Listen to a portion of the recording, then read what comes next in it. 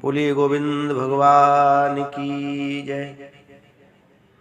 भक्तों, बिल्कुल एक सच्ची घटना मैं तुम्हें सुनाने जा रहा हूं। अक्सर लोग कहते हैं कि क्या कृपा भी होती है? अगर भगवत कृपा होती है तो कोई ऐसा हमें चमत्कार बताओ गुरुदेव। तो मैं तुम्हें अद्भुत चमत्कार बता रहा हूं और बिल्कुल सच्ची घटना। ये कहानी बहुत कुछ समय पहले की है। लगभग सितंबर 2008 की ये कहानी है। बसंत विहार आगरा, जो उत्तर प्रदेश में, और वहां एक ठाकुर रजनी भदौरिया जी रहती थी, जिनके पतिदेव आर्मी में तैनात थे। लेकिन उनके साथ एक ऐसा हादसा हुआ कि उनके पति छुट्टी लेकर के अपने घर आ रहे थे और पैसा वैसा भी लेके आ रहे थे। काफी समय बाद घर आ रहे थे तो कुछ लोग उनके पीछे लग गए, बदमाश लुटेरे, और उन बदमाश लुटेरों ने मौका पा करके उनको दबा लिया और धोखे से उनको मार दिया, और जो भी सामान पैसा था वो सब लेकर के भाग गए। जब वो घर नहीं पहुंचे, सूचना मिली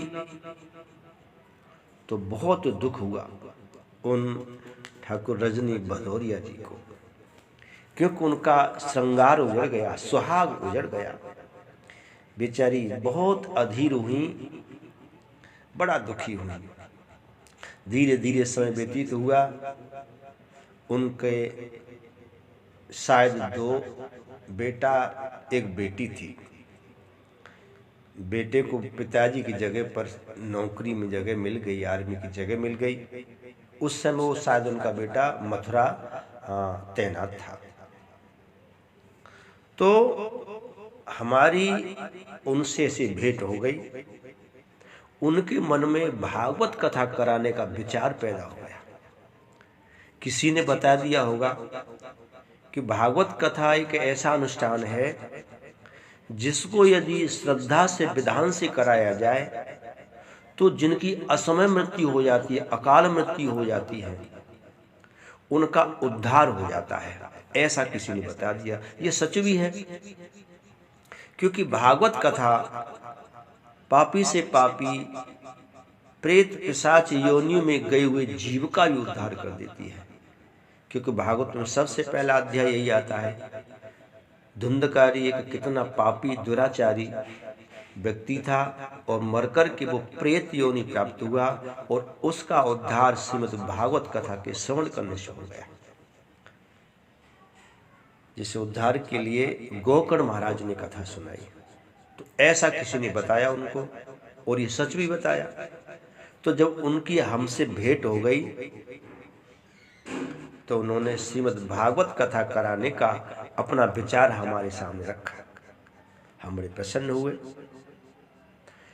हमने कहा ठीक, अनुष्ठान कराइए, देखो भगवान की इच्छा, भगवान की कृपा हो जाए।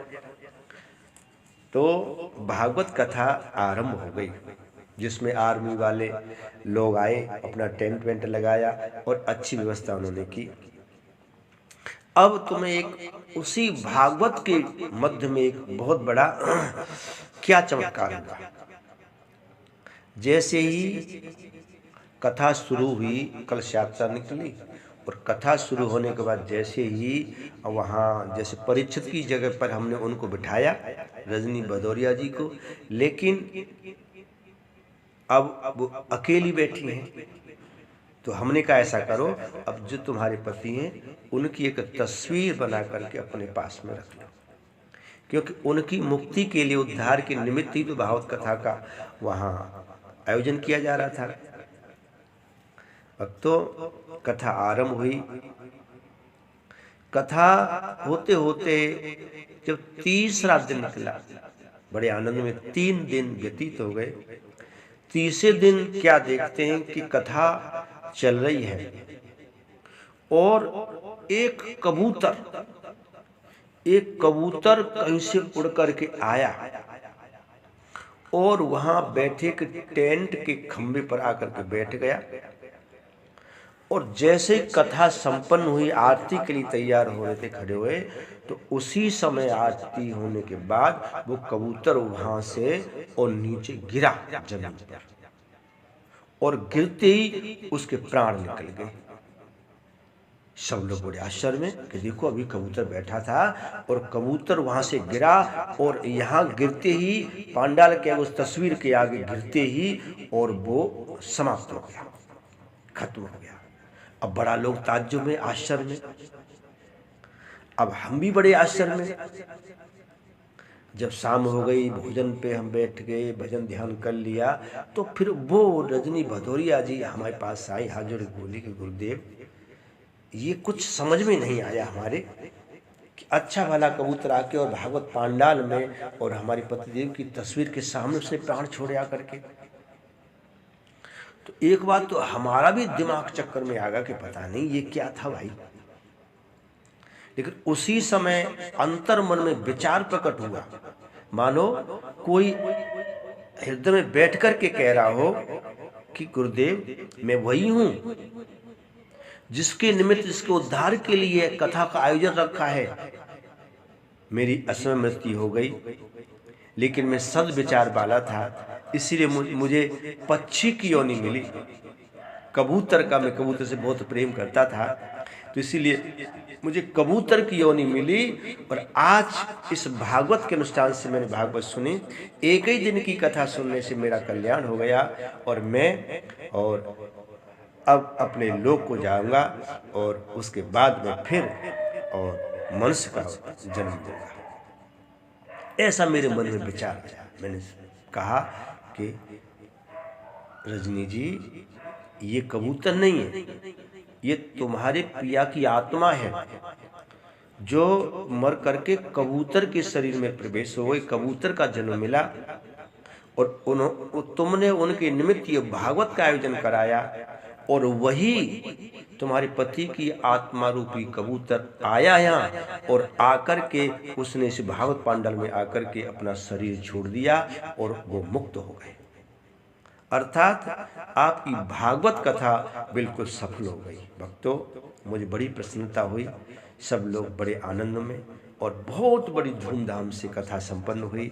सबको यथायोग दान दक्षिणा देकर के विदा किया, और बहुत बड़ी हमें और उपलब्धि मिली। और उस दिन से मेरे मन में ये आस्था जागृत हो गई कि श्रीमद् भागवत कथा करने से, सुनने से, सुनवाने से क्या नहीं होता भाई।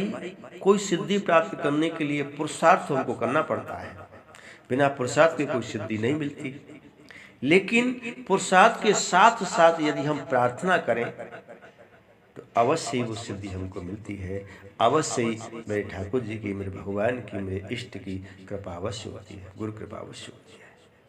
तो उस दिन से मुझे ये पूर्ण भरोसा हो गया कि भागवत कथा के आयोजन कोई आयोजन नहीं है, ये स्वयं भगवान कन्हैया को, सब देवों को आमंत्रित किया जाता है, आह्वान किया जाता है, और उनकी कृपा प्राप्त की जाती है।